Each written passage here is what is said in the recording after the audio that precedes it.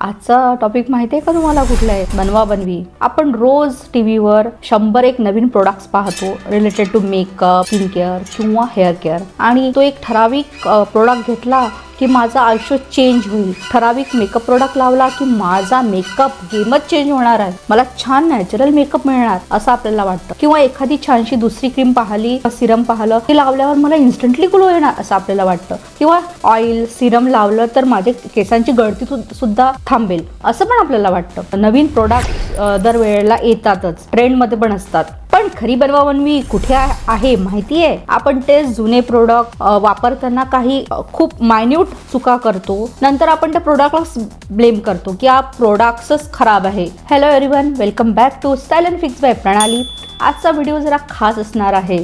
छोटासा self ट्रूथचा bomb, थोडं स्वतःबद्दलचं self roasting हे आपण आजच्या व्हिडिओमध्ये पाहणार आहोत. काय होतं ना, जो आधीचा प्रोडक्ट आहे तो तसाच पडून राहतो, त्याच्याकडे आपण लक्षात देत नाही आणि आपला फोकस असतो त्या नवीन प्रोडक्ट. आणि आपल्याला वाटतं की हा प्रोडक्ट लावून मला छान वाटेल, माझी स्किन छान होईल, माझा मेकअप छान होईल, माझ्या केसांची गळती थांबेल. पण खरंच असं होतं का? तर या ब्युटी प्रोडक्ट्स बद्दलची आपण बनवा बनवी कशी होते हे आपण सेक्शन वाईज पाहूया. तर पहिला सेक्शन आहे स्किन केअरची बनवा बनवी. तर फ्रेंड्स, सगळ्यात पहिले पाहूया स्किन केअर बद्दल.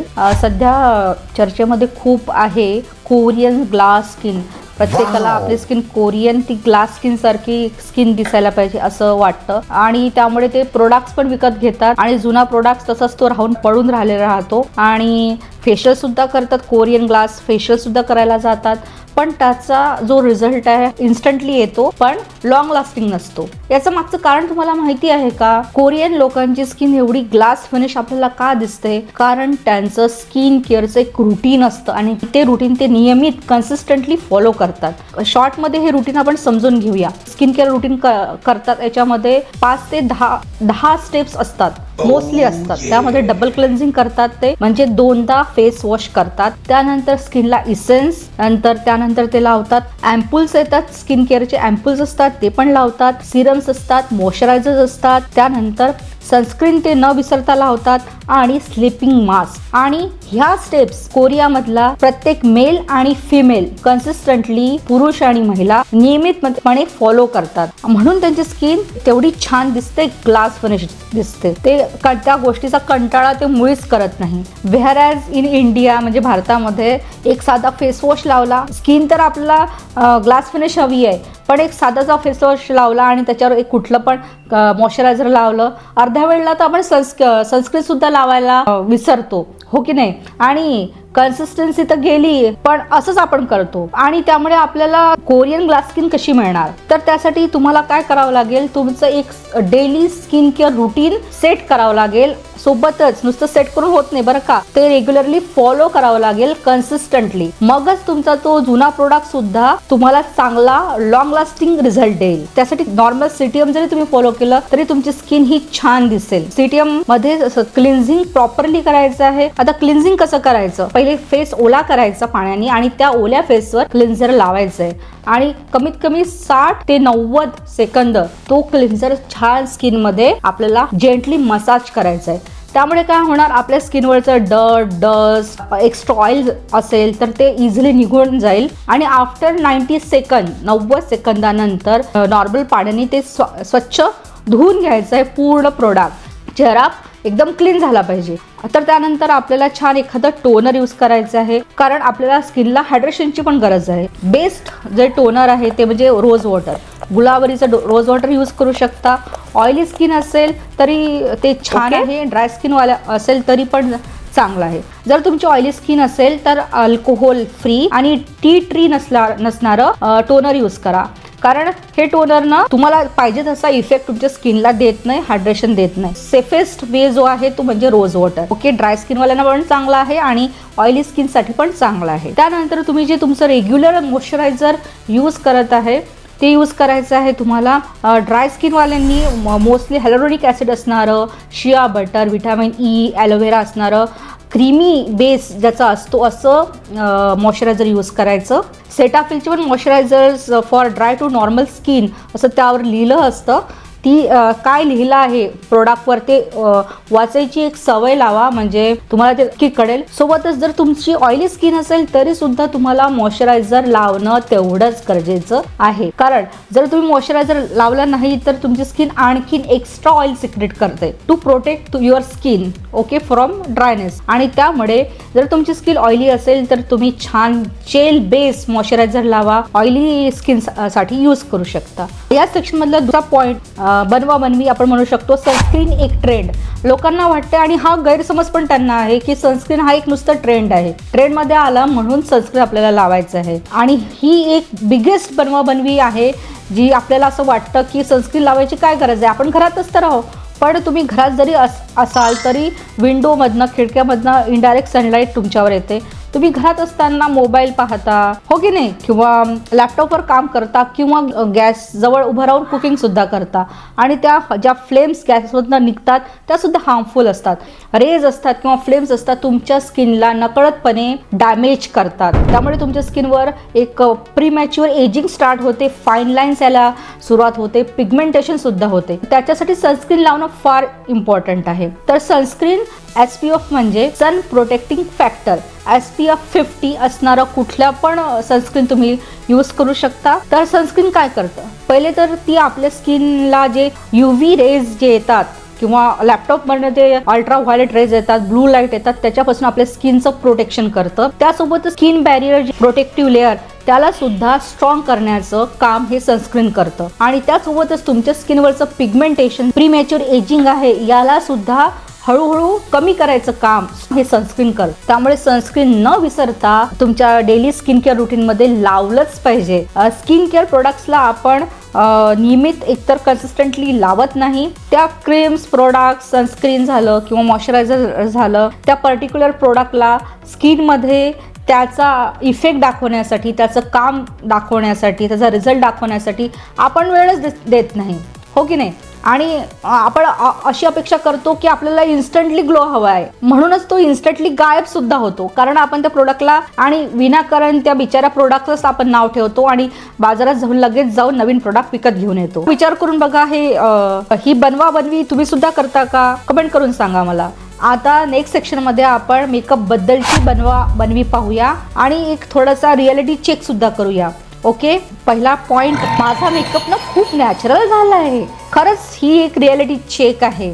तुम्ही हेवी बेस लावून अशा मेकअपला जेव्हा आपण नॅचरल म्हणतो तर ही एक बनवा बनवी आपण स्वतः सोबत करत असतो. तुम्हाला माहिती आहे का नॅचरल मेकअप हा कसा दिसतो आणि हेवी मेकअप कसा असतो याबद्दल आपण एक बघूया. जेव्हा आपण एक मेकअप करायला जातो, नॅचरल मेकअप कसा असतो हे मी तुम्हाला नंतर सांगते, पण पहिले हेवी मेकअप हा काय असतो. ज्या मेकअपमध्ये 2 ते 3 लेअरचा फाउंडेशनचा ॲक्च्युली थर असतो, लेअरिंग असते, 2 ते 3 वेळा कन्सिलरची लेअर असते, सेटिंग पावडर सुद्धा भरपूर प्रमाणात वापरलं जातं. त्यासोबतच पावडर, ब्लश झालं, कॉन्टोर झालं, हे सगळं त्या मेकअपवर लावलं जातं. त्यानंतर त्याला छान सेटिंग स्प्रेनी मस्तपैकी सेट करण्यात येतं. तर हे एवढं लेअरिंग केल्यावर जो होणारा मेकअप हा खरंच नॅचरल दिसणार आहे का? नॅचरल मेकअप म्हणजे असा मेकअप फाउंडेशन किंवा कन्सिलर लावल्यानंतर तुमची जी स्किन आहे ती स्किन सारखीच दिसली पाहिजे.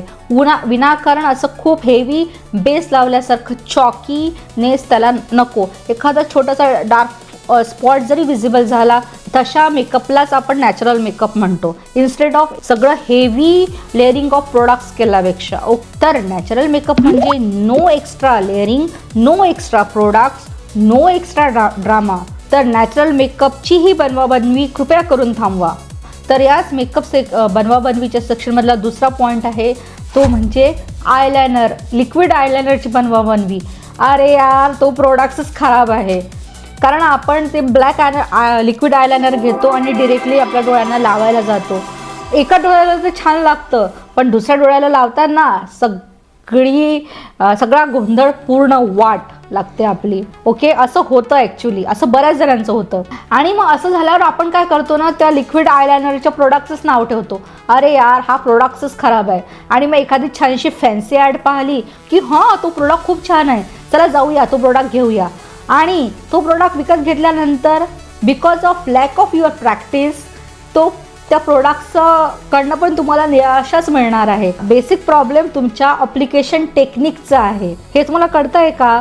प्रत्येकदा नवीन प्रोडक्ट्स विकत घेतल्यापेक्षा आपण हे आयलायनर कसं लावायचं थोडी प्रॅक्टिस याची केली तर पैसे सुद्धा वाचतील आणि वेळ सुद्धा वाचेल. या जुन्याच आयलायनर लिक्विड आयलायनरनी चुलीमध्ये कसं आयलायनरला परफेक्टली लावायचं हे पाहूया आता आपण. आता तुम्ही इथे बघू शकताय मी काय केलेलं आहे, हा छोटा मिरर घेतला आहे. ओके, प्रॉब्लेम तिथेच होतो की आयलायनरचं प्लेसमेंटच कळत नाही. तर काय घ्यायचं, असं छोटा मिरर घ्यायचा आहे आणि तो तुमच्या चीन लेंथवर ठेवायचा आहे. Okay, can you see? आणि जेव्हा तुम्ही चीन लेंथवर तो आरसा ठेवता, मिरर ठेवता, तर ॲटोमॅटिकलीच तुमचे जे आईज आहे असे खाली डाऊनवर्ड येतात आणि तुम्हाला जी आयलॅशची लाईन असते ही विजिबल होते. आयलॅशची जी लाईन विजिबल झाली आहे त्यावर डिरेक्टली आयलायनर अप्लाय करण्यापेक्षा तुम्ही मधून सेंटरपासून सुरुवात करा. पहिले एक पॉईंट सेंटरला घ्या, मग तो सेंटर बघू शकताय तुम्ही. सेंटरपासून एंडकडे जायचं आहे आपल्याला पहिले, नंतर सेंटरपासून इनर कॉर्नरकडे जायचं आहे. मी इथे लावते आहे, बघा किती एफर्टलेसली मी लावते आहे. तुम्ही पण माझ्यासारखंच लावू शकता, एफर्टलेसली लावू शकता. पण त्यासाठी तुम्हाला काय करावं लागेल तर त्या गोष्टीची प्रॅक्टिस करावी लागेल. एखाद्या गोष्टीची जी तुम्ही जेव्हा रेग्युलर प्रॅक्टिस करता तेव्हा ती गोष्ट एफर्टलेसली केल्यासारखं आपल्याला वाटतं आणि एफर्टलेसली ती गोष्ट होते. मी करू शकते तर तुम्ही पण करू शकता. ओके, तर ही टेक्निक करून पहा, म्हणजे तुम्ही सुद्धा कुठलं पण लिक्विड आयलायनर अगदी इझिली लावू शकाल आणि इथेच ह्या आयलायनर प्रोडक्टची बनवाबनवी थांबेल. सेक्शन 3 हेअर केअरची बनवाबनवी. मी ना रेग्युलर केसांना छान ऑइलिंग करते, तर रिअल बनवाबनवी एक्सपोज. आपण ना प्राऊडली सगळ्याला सांगतो मी ना केसांना छान ऑइलिंग करते, किंवा आपण स्वतःलाच कधी कधी ही गोष्ट पटवून देतो की मी केसांना खूप छान ऑइलिंग करते, पण तरीसुद्धा माझे केसांना त्याचा रिझल्ट मिळत नाही. पण खरी बनवाबनवी कुठे होते माहिती आहे का? आपण जेव्हा केसांना तेल लावायला जातो तेव्हा एकतर त्याची क्वांटिटी आपण भरपूर घेतो, भरपूर तेल आपण आपल्या टाळूला, स्काल्पला लावतो, आपल्या हेअर्सला लावतो. तर आपण असा विचार करतो की अरे यार हे तेल तर माझ्या स्काल्पवर, माझ्या हेअर्सवर कामच करत नाही आहे आणि विनाकारण त्या तेलालाच आपण ब्लेम करतो. किंवा मग आपण ते सोडून एकदम इन्स्टंटली दुसऱ्या कुठल्या तरी नवीन प्रोडक्टकडे वळतो आणि मग पुन्हा सेम टेक्निकनी, सेम पद्धतीने पुन्हा केसांवर लावतो. पुन्हा तसंच होतं की आपल्याला रिझल्टच मिळत नाही आणि आपण विनाकारण त्या बिचाऱ्या प्रोडक्ट्सलाच ब्लेम करतो. असं करणं थांबवा. ही तुम्ही स्वतःशीच बनवाबनवी करत आहात. ऑइलिंग, हेअर ऑइल करताना मिस्टेक काय होते आपण पहिले हे समजून घेऊया, म्हणजे आपल्याला त्याचे उपाय सुद्धा नंतर लगेचच मिळतील. आपण सर्वात पहिले काय करतो ना, ऑइल घेतो आणि डायरेक्टली ते आपल्या स्काल्पवर ओततो. लिटरली बरेच जण असंच करतात आणि त्यामुळे काय होतं ना, गरजेपेक्षा जास्त तेल आपण आपल्या स्काल्पला लावतो. ओके, आणि त्यामुळे काय होतं, तुमच्या स्काल्पला जेवढं गरज आहे तेवढा तेल तो ॲब्सॉर्ब करून घेतो, पण उरलेल्या तेलाचं काय? त्यामुळे काय होतं ना, तुमचे स्काल्पमधले जे ओपन पोर्स असतात ते ब्लॉक होतात. ते ब्लॉक झाल्यामुळे स्काल्प ब्रीथ करत नाही, त्याच्यामध्ये श्वसन होत नाही आणि त्यामुळे तिथे डॅन्ड्रफसुद्धा होतो. तुम्हाला खाजसुद्धा येऊ शकते. अतिरिक्त ऑइल म्हणजे एक्स्ट्रा ऑइलिंग हेअर स्काल्पला करणं थांबवा. ही खूप मोठी मिस्टेक आहे जे मोस्ट ऑफ लेडीज करतात. खूप ऑइलिंग करतात आणि मग म्हणतात की त्याचा रिझल्टच मला मिळत नाही आणि हीच खरी बनवाबनवी ते स्वतःसोबत सुद्धा करतात. ही चूक टाळण्याचा प्रयत्न केला तर तुम्हाला त्या सेम तेलाने सुद्धा रिझल्ट मिळेल. तर काय करायचं आहे, त्यासाठी तुम्हाला एक प्रॉपर टेक्निक त्यासाठी लागणार आहे.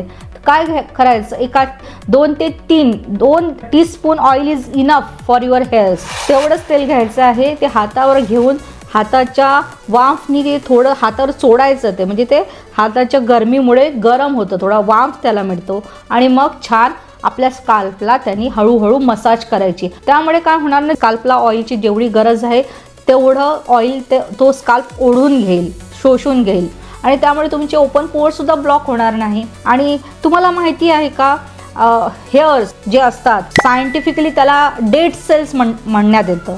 यामध्ये कुठल्याही प्रकारचं ॲब्सॉर्प्शन त्यामध्ये होत नाही. जेव्हा तुम्ही केसांना ऑइल लावता त्यामुळे टेम्पररीली तुमच्या केसांचं स्ट्रक्चर जे आहे ते फाईन होतं. तर हेअर्स ॲक्च्युली डेड सेल्स असतात, त्यामुळे त्याला खूप सारं ऑइल लावून नाही तुमचा प्रोडक्ट, तुमचे पैसे, तुमचे वेळ, विशेष म्हणजे तुमचा वेळ हा वाया जातो. त्यामुळे जेवढी गरज आहे तेवढंच तेल केसांना लावायचं आणि ते पण जेवढं गरज आहे तेवढंच ॲब्सॉर्ब करतात. इन्स्टेड ऑफ आपल्याला त्याचा जो रिझल्ट हवा आहे तो तर मिळत नाही, पण बाकीचे जास्त प्रॉब्लेम होतो आणि मग आपण त्या बिचाऱ्या तेलालाच नाव ठेवतो की हा तेलच खराब आहे. ॲक्च्युअलमध्ये तुम्ही तेल यूज करता आहात त्याच तेलाने असं करून पहा, म्हणजे तुम्हाला एक चांगला रिझल्ट मिळेल. तुमचे हेअरसुद्धा हेल्दी राहतील. त्यासोबतच यातला दुसरा पॉईंट आहे की आपण ना हे ऑइलिंग केल्यानंतर पूर्ण रात्रभर केसांना तेल ठेवतो. असं करू नका. 2 ते 3 तास is more than enough for absorption of that oil into your head, your scalp, your hairs. छान वॉश करणं पण गरजेचं आहे. डोक्यातलं पूर्ण तेल छानपैकी निघालं पाहिजे.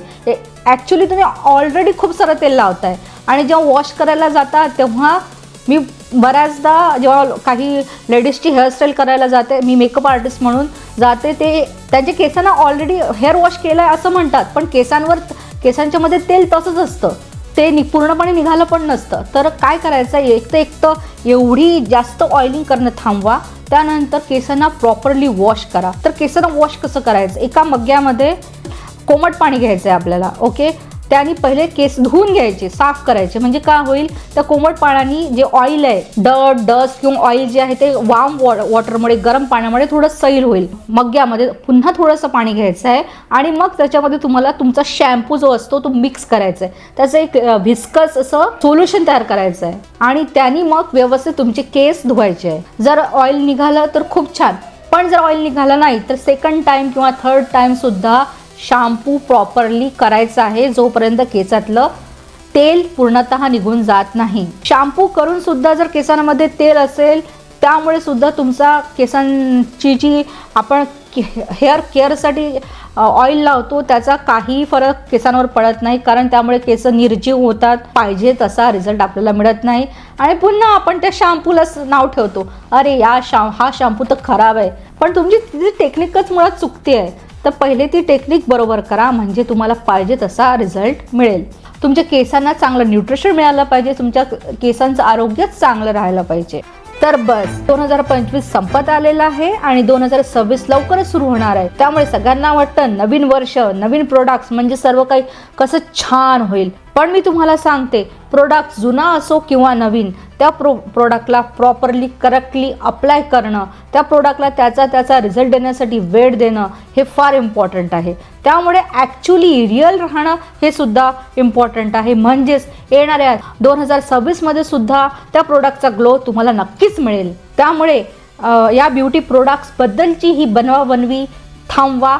माझा मेकअप फार नॅचरल आहे किंवा मी रेग्युलरली स्किन केअर रुटीन करते, नाईट स्किन केअर रुटीन करते असं म्हणणं थांबवा आणि ॲक्च्युअलमध्ये कन्सिस्टंटली त्या गोष्टी फॉलो करा, म्हणजे त्याचा रिझल्ट तुम्हाला 2026मध्ये दिसेल आणि तो ग्लो छान उठून येईल. तर प्लीज मला कमेंट करून सांगा, या ब्युटी प्रोडक्ट यूज करताना अशी बनवाबनवी तुमच्यासोबत पण होते का, आणि होत असेल तर कुठली बनवाबनवी होते, त्याचं सोल्युशन्स मी तुम्हाला नक्कीच देईल. अगदी मन लावून संपूर्ण व्हिडिओ पाहिल्याबद्दल खूप खूप धन्यवाद.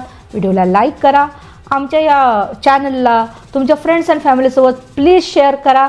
सोबतच आपल्या या छानशा चॅनलला सबस्क्राईबसुद्धा करा आणि त्यासोबतच माझं फ्री ई बुक आहे, the beginners guide to become a pro makeup artist. अगदी फ्री आहे, फ्री डाउनलोड आहे, पटकन डाउनलोड करा. पुन्हा भेटूच नवीन व्हिडिओत नवीन टॉपिक सोबत. तोपर्यंत बाय.